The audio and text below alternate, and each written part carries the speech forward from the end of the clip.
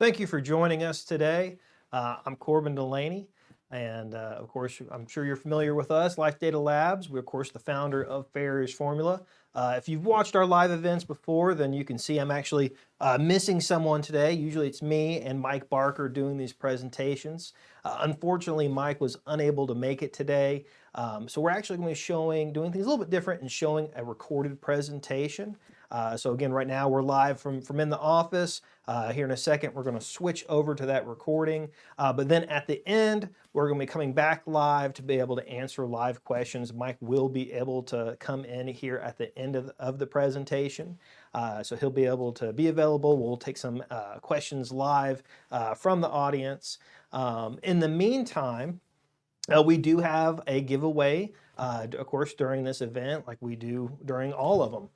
The link to that is, of course, floating down there at the bottom. It's the lifedata.live/win. You can go to that at any point in time to enter in the contest. Of course, we do have that secret code word that we'll be giving at the end of the presentation. So just hang on tight and we'll be able to give that to you. And what that's going to do is just going to help increase your chances to win. As a reminder, we're not going to private message anybody or send anyone any links or ask any payments when it comes to that contest. All those winners will be notified via email after about a week. So this contest is going to start today and it runs all the way through Friday. So again, this presentation is being recorded. So if you're watching this on Friday, Saturday, Sunday, you still have a chance to enter in that contest. So in the meantime, let's go ahead and get started on the presentation. Thank you for joining us. Well, Mike, as I said, we're going to talk about horse care myths today. Sure. And if I might ask you, Corbin, since we're going to talk about horse care myths, maybe we start with exactly what is a myth. Okay, yeah. So what do you think? How would you define that? I would define a myth as something that is believed but not exactly proven true. Okay. And a lot of times often false. Okay. In fact, I've got a few of my own horse care myths Okay. that I'm going to read off real quick. Okay. You let me know if you've heard of them. Okay. And these are all easily dismissive myths, right? So these are, of course, I guess what we wouldn't take serious nowadays, but 100 years ago, these were myths that were common believed when it came to involving horses. So the first one, it's unlucky to wear green around a horse. I've never heard of that one, Corbin. Well, so considering our colors, we can definitely debunk that. Sure, one. Right. I love this one. This one was my favorite. Putting an old horseshoe in a butter churn keeps away butter thieving witches. All right. So that one had to come many years ago. Yep, sounds like it did. And it sounds like to make your butter taste a little weird. Right. Another one, a gray horse appearing 3 nights in a row is an omen of death. That's a strange one. Leading a white horse through your house will banish evil. And it would do other things too, I would imagine. Absolutely. You might have a little leftover in your house. That's right, yeah. And then the last one, and I know I've personally heard this one. Let's see if you've heard it. You can cure warts by circling it with a horsehair. All right. Very good, Corbin. Of course, the myths that we're going to talk about today aren't going to be as silly as that. And a lot of these myths are actually still believed today. A lot of these, of course, we are just now finding out are true as we've done research and as others have done research.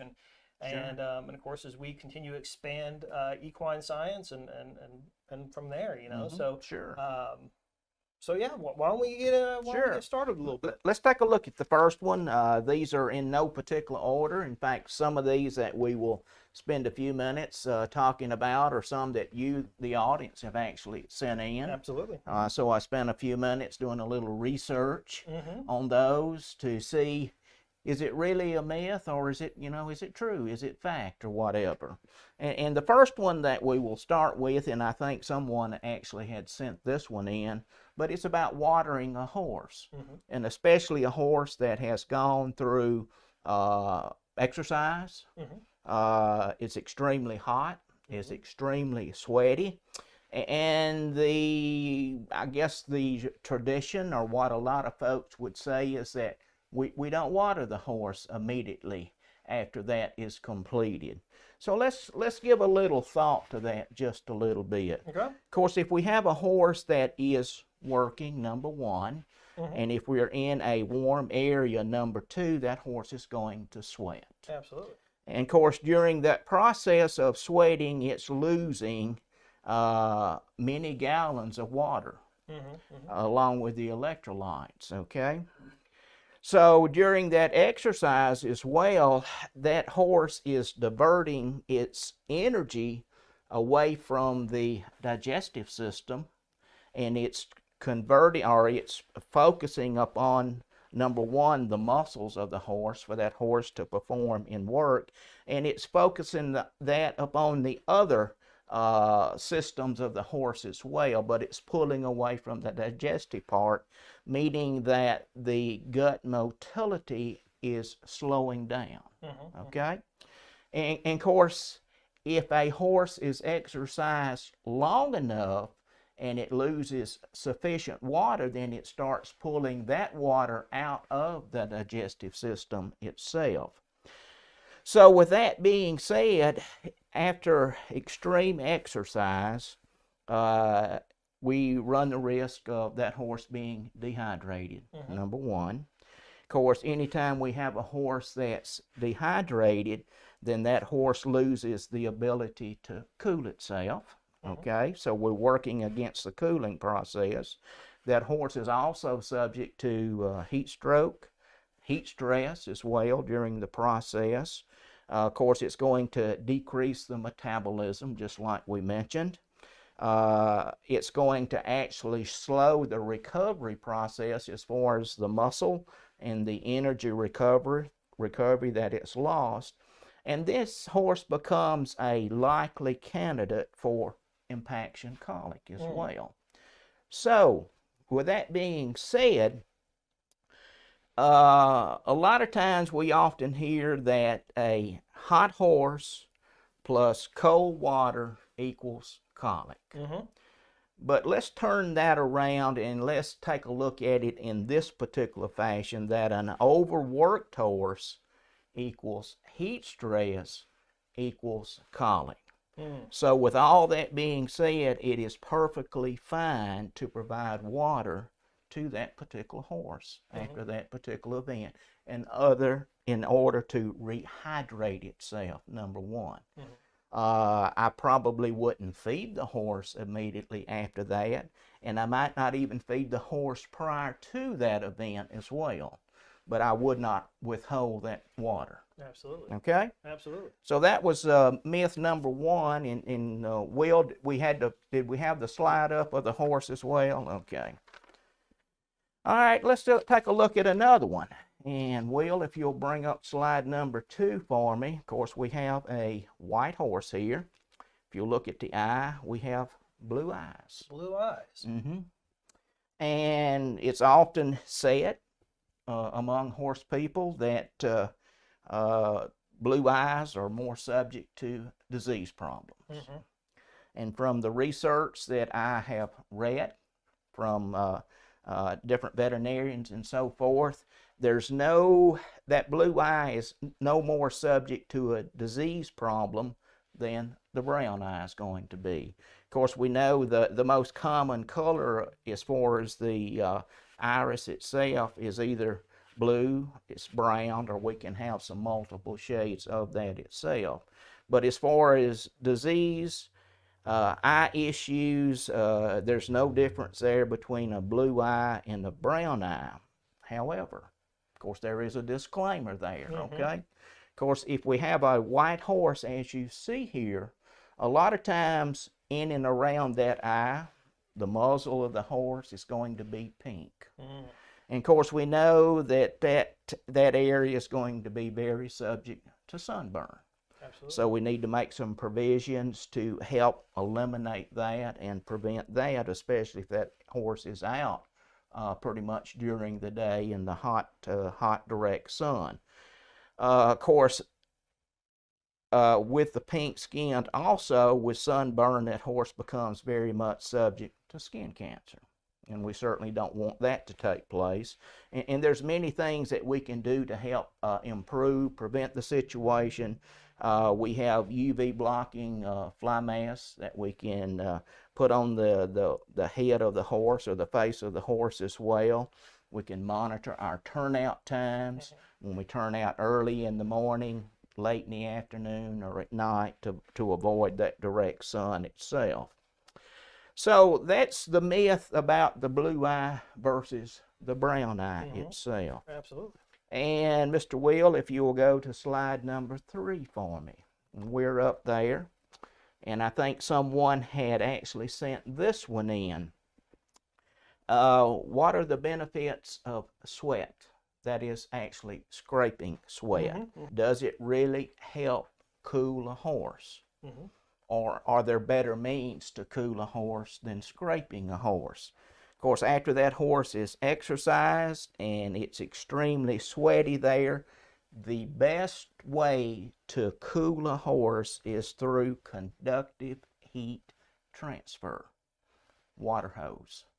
Running water over that horse is going to help through a conductive means to remove the heat, body heat, from the horse itself. Now, sweat scraping does not help cool the horse. The only thing that it's going to do is it's going to help dry the horse. Okay? That's the benefit that we get out of that, and not the cooling process itself.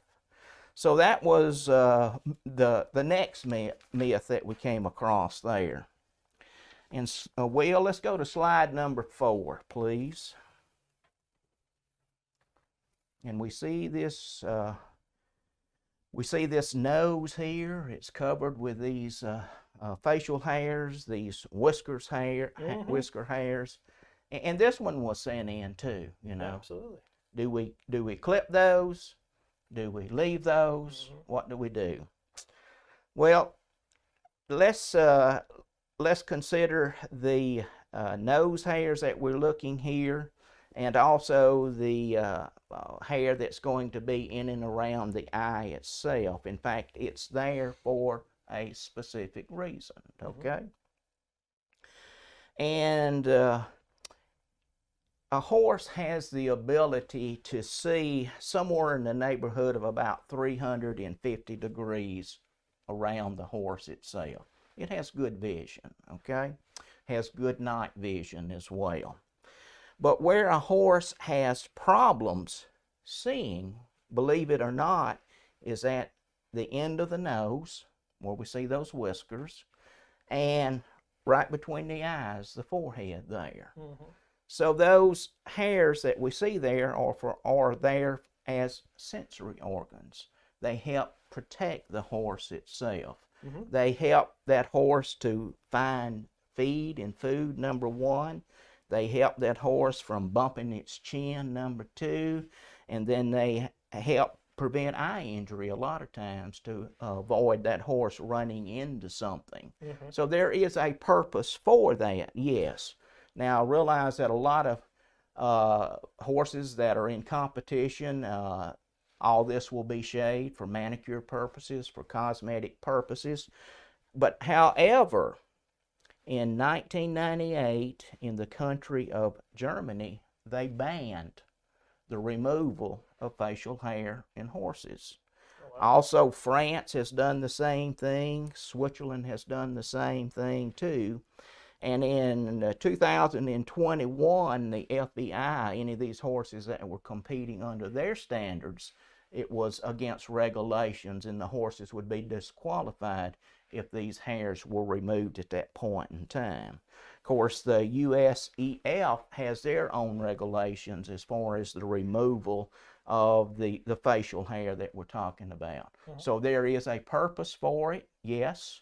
There's regulations against it if you're competing with a particular horse in these different areas here. So, you know, it's kind of an individual thing, you know, as to whether or not we'll remove those. Okay, let's go to another one. This next one's going to be a little bit of a big one. Yes, it's going to be a pretty big one, okay? And let's talk about a B vitamin that's called biotin. Okay? And we often hear that it is the cure-all for all hoof problems. And I'm talking about biotin just by itself. Okay? So when we take a look at biotin, number one, we're talking about B7. This is vitamin B7. So I'm going to throw out a bunch of facts out there, and then we'll let our audience decide how they want to handle this this here as far as biotin and feeding biotin by itself. Okay. Of course, biotin is needed by the horse. We all agree with that. Okay. It's used by the horse for a multitude of metabolic functions. It's also important for hoof growth, hoof strength. We know that as well. But some facts that we often are not aware of, in that biotin deficiency is extremely rare in horses across the world. In fact, Dr. Sue Kempson out of the University of Edinburgh in Scotland, in some of her research, determined that only 5% of the horse population would actually benefit from biotin itself. So that would kind of gives you an indication of what percent of the horse population would actually be deficient in this B7 vitamin there. And if we actually had a true biotin deficiency, then what we're going to see in the hoof itself, we're going to see thick layers of hardened tissue. They're going to want to peel off, just like we would unpeel an onion. So that's the clinical signs of a biotin deficiency. I personally have never seen a biotin deficiency in a horse. And I've had horses many, many years, and I've been around many horses as well. And you can also be rest assured, if you actually have a true biotin deficiency, that there's going to be other nutrients that are going to be deficient as well. So if we're attacking the problem with biotin by itself, we still have deficiencies there that's not allowing good hoof growth and hoof quality. We're still missing some stuff that horse needs itself. Now, where does biotin come from? Of course, we will find biotin in our pasture grasses. We will find biotin that's been included in the feed stuff that we're providing our horse.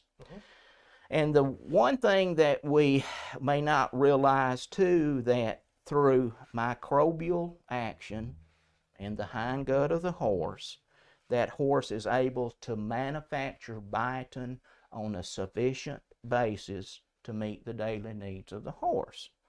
Now, we also know that there are certain cases where biotin supplementation is going to come into play. And when I talk about biotin supplementation, I want to think of it as being in the form of a complete hoof supplement. In other words, a good hoof supplement is going to have biotin in it, but it's going to have these other nutrients that are going to be needed for this good quality hoof growth as well. And where this extra biotin, say anywhere from 15 to 20 milligrams in a daily dose, is going to come into play, is that if we have a horse that's in heavy work, we have a horse that's severely stressed, or if we have a horse that has gut issues and is not able to manufacture the biotin, then it's going to be an asset when it's used in a situation like that. And certainly if we have a horse that is dealing with laminitis or founder, biotin plays a good role in a situation like that, along with included in the complete hoof supplement then. So that's the facts about biotin. Okay? Absolutely. So that one's almost a a yes/no thing. Yes, it's important for the hoof, Yes, but no, it's not the only thing important for the hoof. that's right. There are other nutrients that come into play along with the biotin that's in a complete hoof supplement. Absolutely. And not just biotin by itself. Mm-hmm. Now, another thing that we will point out too is that the good thing about biotin is this, and if we over supplement with biotin, it is water soluble. Okay. It's not fat soluble. So if it was fat soluble, it would accumulate within the horse itself. But being water soluble, any excess, the kidneys of the horse have to expel the excess there. So we're actually taxing the kidney of the horse with an excess amount of anything, really. Mm-hmm. Okay?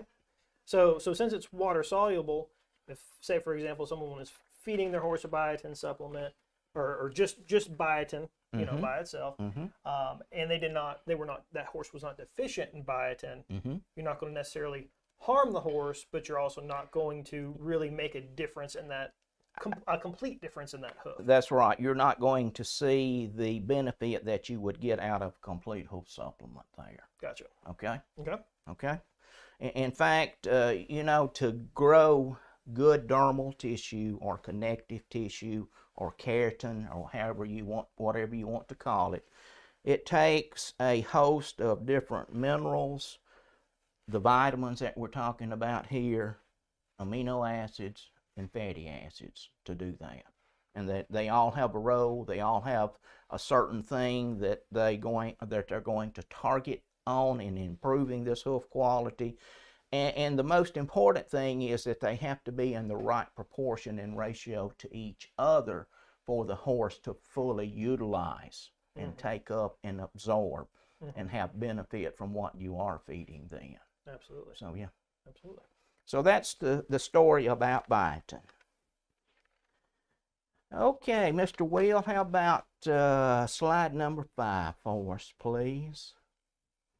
And I think someone had actually sent this one in.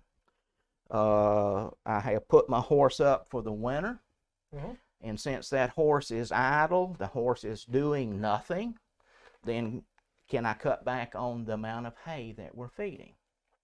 Okay. Of course, the basic diet of any horse is forage, which is made up of whatever pasture the horse is allowed to graze and whatever hay is being provided that horse as well. And of course, as a general rule of thumb, we need to provide anywhere from 1.5 to 2% of the body weight of that horse in this forage on a dry matter basis, okay? So if we have a 1,000-pound horse and if we were feeding 2%, we're looking at a total of 20 pounds of forage/hay on a dry matter basis per day, okay?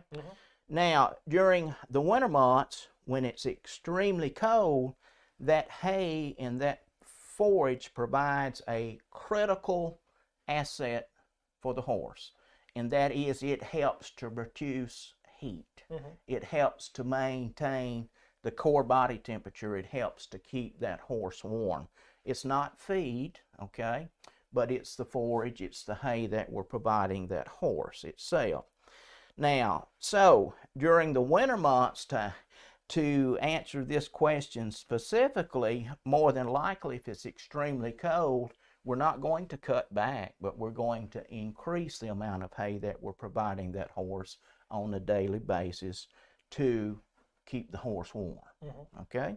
Now, there's one thing that we need to keep in mind, and that's the ambient temperature, the outside temperature, because that directly will influence the amount of hay that we feed a horse on a daily basis. And what we're referring to is what we call critical temperature. The critical temperature, say in a show horse that has been clipped during the winter months, is 41 degrees. That's the critical temperature. In a horse that has sufficient winter coat, winter hair already in place, that critical temperature is 18 degrees. So, for each degree under that 41 or that 18, then we're going to increase the amount of hay that we're giving that horse, okay? All right, and we're going to increase that by 2% per day for each 1 degree under the critical temperature. I said a lot there. Let me give you an example. If we have a 1,000-pound horse, and if we're feeding 2% in body weight to begin with, that's 20 pounds, okay? Let's say that this is, it's 10 degrees under our critical temperature, 10 degrees under, okay? And we're going, for each degree, we're going to add 2% more hay. So we're going to have 10 times 0.02, which is 2%, and that equals 2/10, or 0.2. And so the amount that we're already feeding was 20 pounds. So we multiply the 20 pounds by that 2/10, and we come up with 4 pounds. So we're going to add an additional 4 pounds of hay per day under this particular scenario here, for a total of 24 pounds. And that extra is going to help keep that horse warm during those cold conditions as well. Absolutely. Okay. Now, that's extremely important for these horses who are elderly or who are, those hard keepers. And that's a very good point. And especially if you have a horse that has a body condition score of less than 4, they're going to struggle when it comes to extremely cold temperatures. And it's going to be very beneficial for them as well. Absolutely. Okay. And I don't think you're going to tackle this one, but just because we talked about winter and we talked about hay, and of course we have that, preparing your horse for winter live event that we did previously, which we talked a little bit about hay, and of course this as well. But this particular one was, I don't need to feed the horse as much since the horse isn't as active. But another kind of myth that floats around is, that you don't need the farrier out as much during the winter because the hoof slows. Well, the hoof growth is slower, yes, but what we need to keep in mind is that hoof still needs to be kept balanced, okay? We always want a balanced foot, number one, and because we've talked about it in past, if we have a foot that's out of balance, then that's felt all the way up through the limb of the horse. It's going to work on the joints of the horse as well. But if we have a problem, say back between the heel bulbs or whatever, and we've got some shearing going on, if that hoof capsule is out of balance, and that just aids that just prolongs that situation there. Absolutely. So yeah, balance is extremely important. Okay, changing the subject completely now. Our horse is colorblind. What do you think?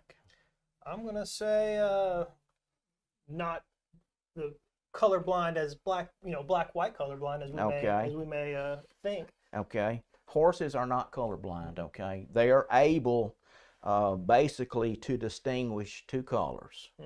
That's blue and yellow. Blue and yellow.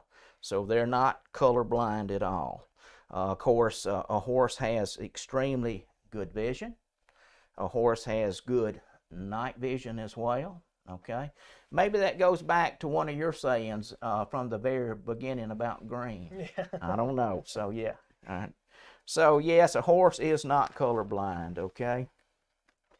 Let's continue on to some other things that's on our list here. This one right here, all horses need shoes.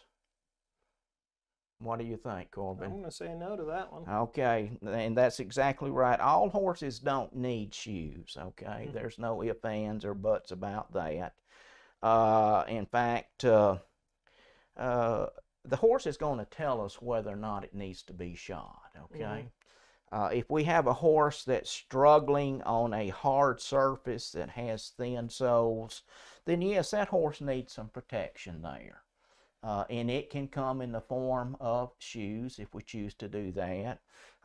If this is taking place while we're trail riding or something like that, and this is an unshod horse, boots go a long way to give us extra protection there.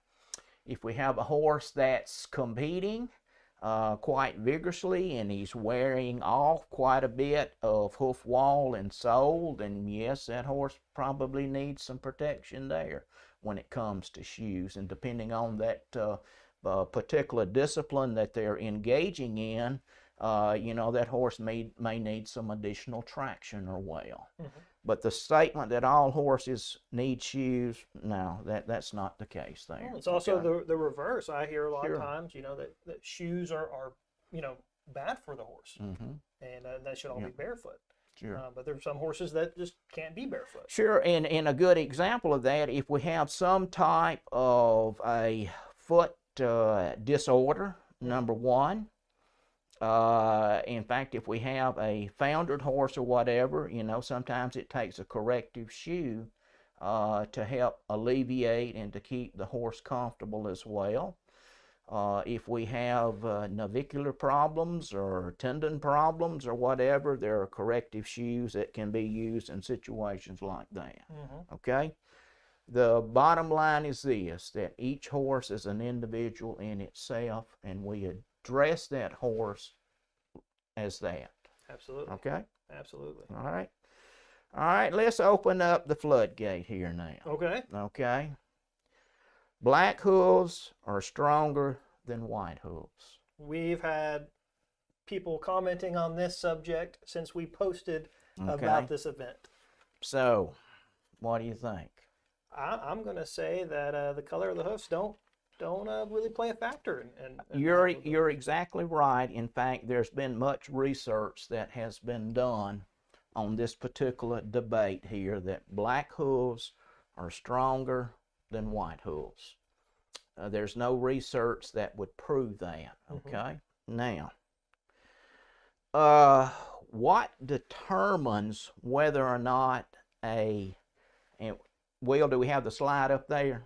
Put it back up. Okay.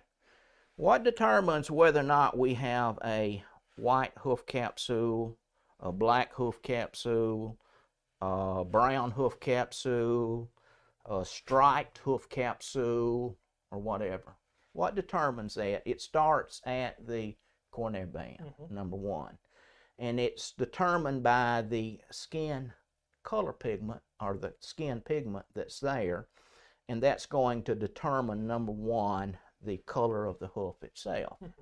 So, we can have a horse that has one white foot or four white feet, okay? And there's an old saying that goes way, way back, okay, in years. And if we have a horse that has one white foot, we'll still go ahead and buy the horse, okay? If it has two white feet, well, we'll give the horse a try anyway to make sure that it'll work for us. If it has three white feet, we need to take a real close look at this horse, okay? And then the last thing is if it has four white feet, let's just leave the horse. Let's go home without the horse, okay? So that's a saying that goes back many, many, many years, okay? The bottom line is, from research, there's no difference in that white hoof versus the black hoof itself. It's determined at the coronary band. And if we have a dark colored hoof capsule that started at the coronary band, that pigmentation or that color is only skin deep. In fact, that color is only on the outside, the extreme outside of the hoof wall itself, okay? Of course, we know that there are certain breeds that are more inclined to hoof issues, okay? And of course, we also know that this premise here, that black hooves are tougher, harder, are better than white hooves, started many, many years ago. And when this premise started, or this myth started, at that particular time, we didn't have radiographs. We didn't have x-rays. Today we do. We can see inside that hoof capsule. We can see inside that white hoof, that black hoof. We can determine the thickness of the hoof wall and sole depth itself, okay? And the thing that we need to realize as well is that there are many factors that's going to work on hoof quality, nutrition, the environment. All those come into play. So if we have a horse that has white feet and we're not doing a good job on a nutritional basis, we're neglecting the environmental factors that are working on hoof quality, it's easier for us to say, well, he's just a white-footed horse, okay? And leave it at that. What about this, though? What if that was a black-footed horse? We don't say, well, he's just a black-footed horse, okay? But if it's white-footed, we blame the white foot, okay? Bottom line is, there's no research that will prove that black is better than the white. Absolutely. Okay? Absolutely. All And right. if you've got a, genetics, of course, plays a major role. And Absolutely, sure. if that mother or father had terrible feet and black hoofs, then the baby's going to have the same problem. Sure. Absolutely right. Okay, let's move on to another one here. And I think somebody actually sent this one in. Horses should be wormed every 4 to 6 weeks. I mean, that was kind of a standard many years ago, but there's a better way of doing that today. If we will work with our vet and let's concentrate on doing a fecal egg count, that'll tell us where we at as far as parasites within that particular horse, and then we can worm accordingly at that point in time. So we may not need to be wormed every 4 to 6 weeks, but a fecal egg count will tell us that, okay? Another one, horses only sleep standing. They only sleep standing. That's not true. Horses will actually lay down, sleep. And in fact, that's where that horse is going to get its best sleep, if we want to refer to it as that. And the horse is only going to lay down if it's comfortable in its surroundings. And if you have a multitude of horses, and it's a winter day, and it's a good sunny day, you're going to see these horses down on the ground. And they'll have the appearance that, I might ought to go check on them because it looks like they're dead. But in 9 out of 10 cases, there's going to be at least one horse that's going to remain standing. And what do you think that one horse is doing? Watching. He's watching. That's the guard dog, okay? All right. So, and even in our wild horses, this was the case as well, okay? But anyway, a horse is able to sleep standing. It's able to sleep laying down. Of course, that's where it gets its best sleep, or the REM sleep that we refer to. And of course, a horse is able to stand and sleep because it has a locking mechanism built into the horse where it's able to lock one leg in place, and 9 times out of 10 that opposite leg will kind of be back behind the horse and the toe just barely touching the ground there a little bit. Horse is sleeping, it's locked in, it's not going to fall over one way or another, and if it's distracted, it's ready to take flight at that point in time. Changing the subject again, here's another one. We never let a horse lay down that has a colic issue. And the vets all agree if that horse can lay down and be comfortable laying down without rolling and thrashing, then yes, it's okay to allow that horse to lay down, yes. But if it's moving, if it's thrashing, then let's get the horse up, okay? And I've already touched on this one already, but it deals with sweat scraping. Does it help to cool a horse faster? And the conclusion was no, the only thing that sweat scraping does is it helps to dry the horse quicker. It doesn't help cool the horse, okay? And another one that can kind of be tied in to sweat scraping, it says, I've heard someone swear that blanketing a horse actually makes them colder during the winter months. Well, the truth to that is that if that horse is wet and we apply that blanket while the horse is wet, then that blanket is going to wick that moisture away into the blanket itself, and it won't allow the blanket to warm the horse like it's supposed to. So there is some truth to that if we don't have a dry horse when we first apply the blanket to the horse then. Absolutely. Okay? Absolutely. Another one that was suggested too is, why do we have to mount a horse on the left side? Kind of standard practice, you know. You go to the left side of the horse. Most of the time when we tack the horse, saddle the horse, it's from the left side as well. Well, this goes back many, I mean hundreds of years why a horse is mounted on the left side, in that at that time frame we had soldiers that rode horses. Swords. They had swords, right. And so that's why they mounted those horses on that particular side, to keep them from getting tangled up into the horse gear, and to protect the horse as well from the sword itself.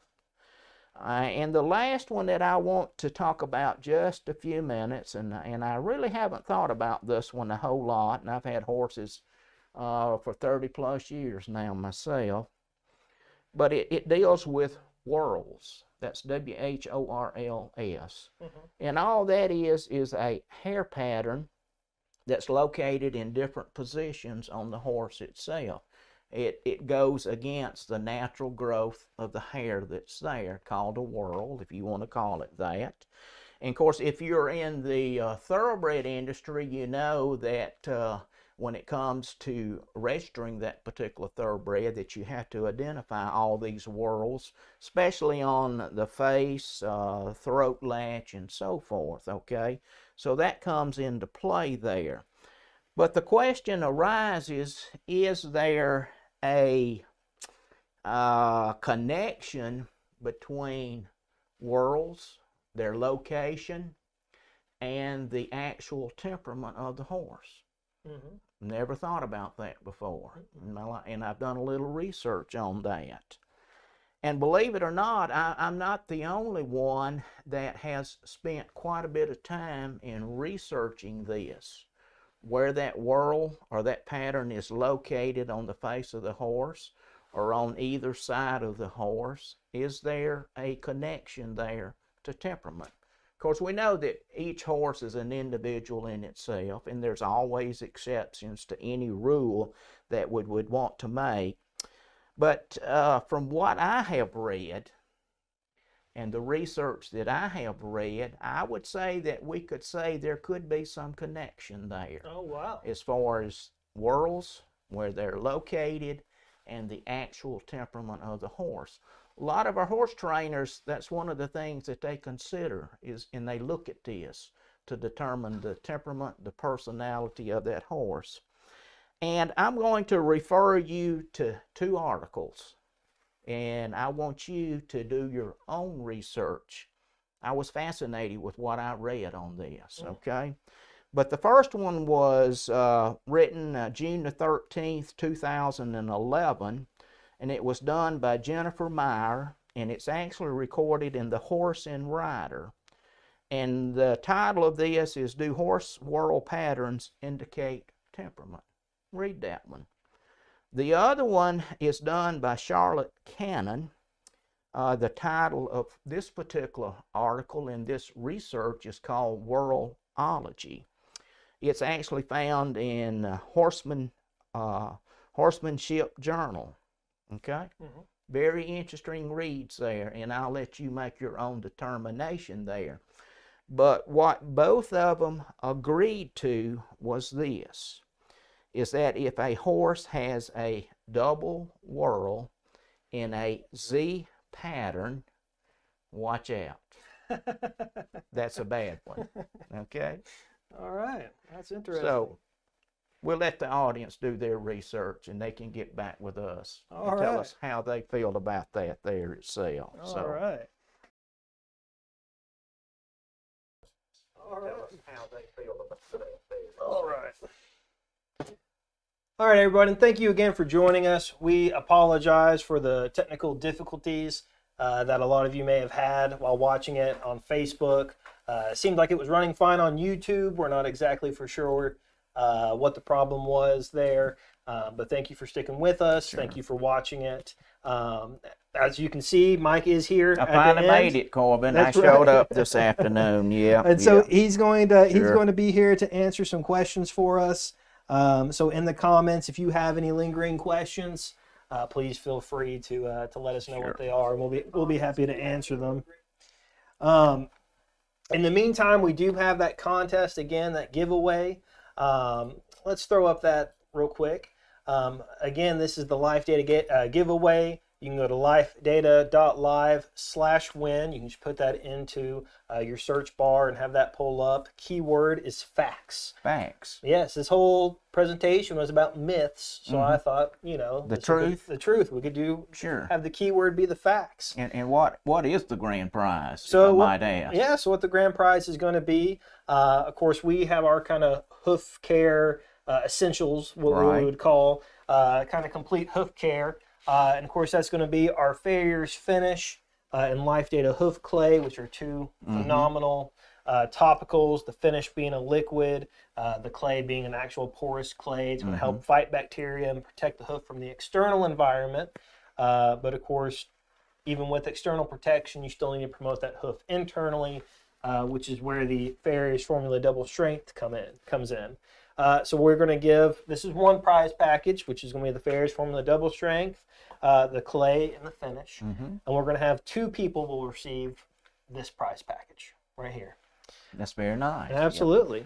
And then a third person, instead of the double strength, will receive the double strength plus joint, which has all the ingredients that is in the double strength, but with the additional nutrients that you would need for joint health. Again, this contest is only for U.S. residents. It's due to those international giveaway laws. And of course, the joint is currently only available in the U.S. and in Canada. Of course, the double concentrate is a worldwide product. It might be known as double concentrate if you're in Europe. So that's what we're going to give away. Sure. So again, you can go to that lifedata.live/win to enter into that contest.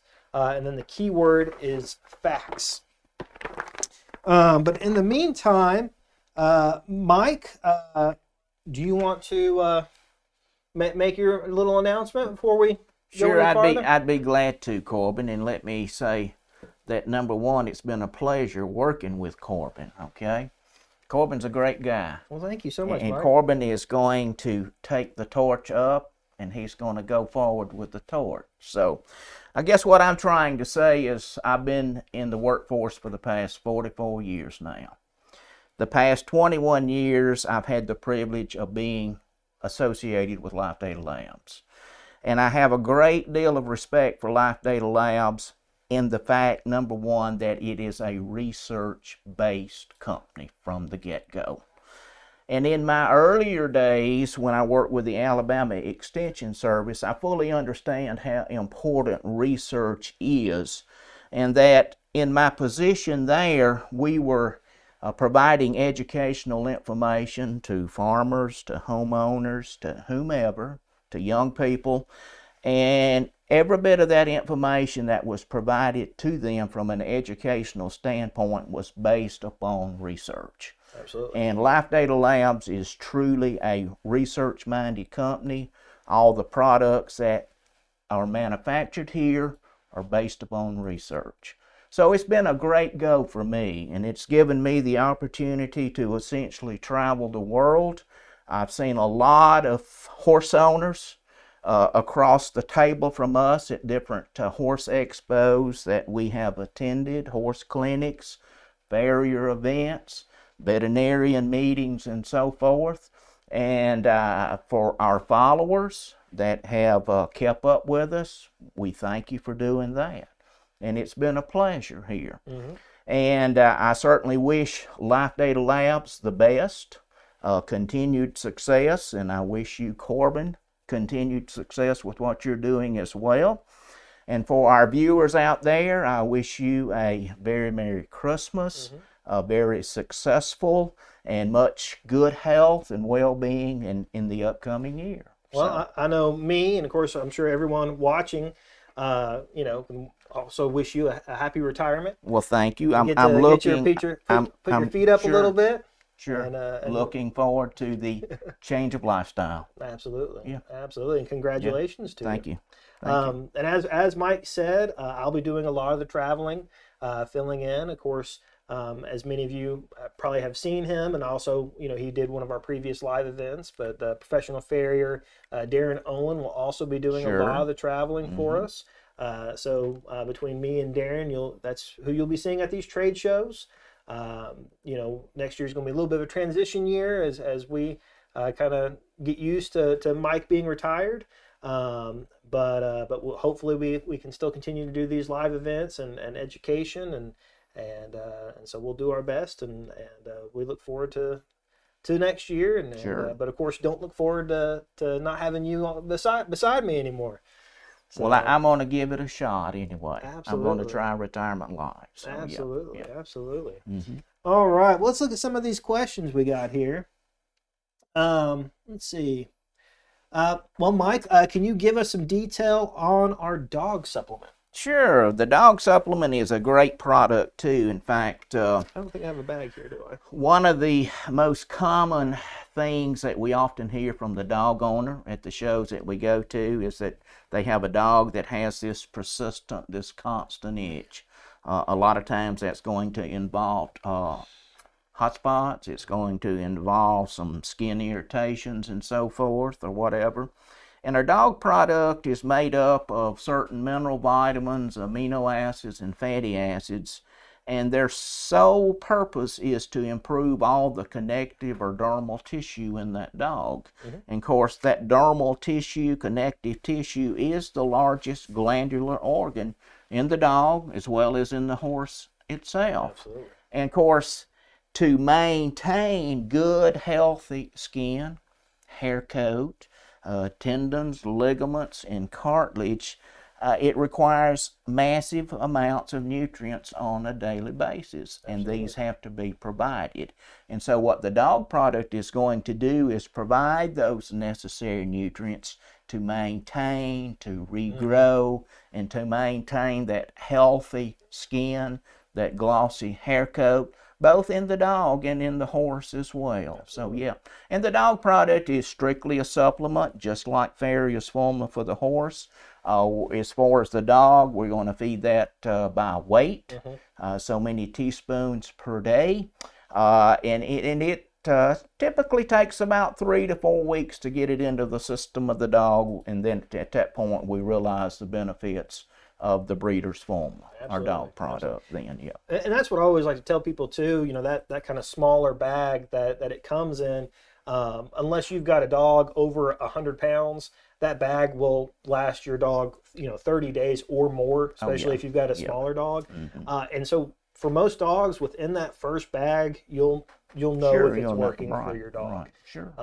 So it's a great product. I consider it the Farrier's formula for dogs. It's kind of how I always compare people, because that's what it's doing, is building that dermal tissue. And so it's great even if you don't have a problem and you're just trying to keep a healthy dog. Sure. I know I personally have been feeding it to my pup ever since we brought her home from the pound. And same here,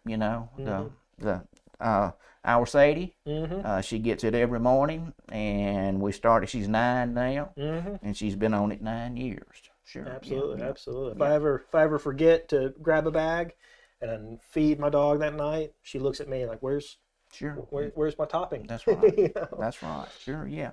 And that brings up another good point too when we consider the horse. We always want to keep our horses in a healthy state. Absolutely. Of course, we always realize, number one, if we don't have a good, sound, quality foot, then we've got issues there as well. And even we can feed Farrier's formula to a horse even if we don't have a visual problem.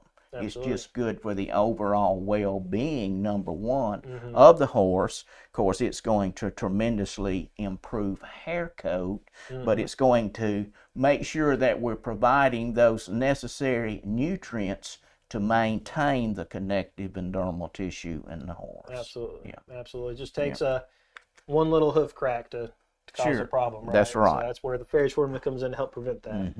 Mm-hmm. Next question we had was asking about the Farrier's Finish. Mm-hmm. So Farrier's Finish is an excellent product. It is a liquid. Mm-hmm. It is a non-caustic product, meaning that is a good thing that we want to consider when we select a topical that we're going to put on the foot of the horse itself. And if we have a warning label on a product that tells you not to get it on yourself, then that's telling us that it's caustic, that it burns, that it kills hoof tissue. Farrier's Finish, our liquid, will not do that. It's very safe to use on a daily basis. It is an antimicrobial, which is made up of some tea tree oil and some tamed iodine. It has some yucca in it as well.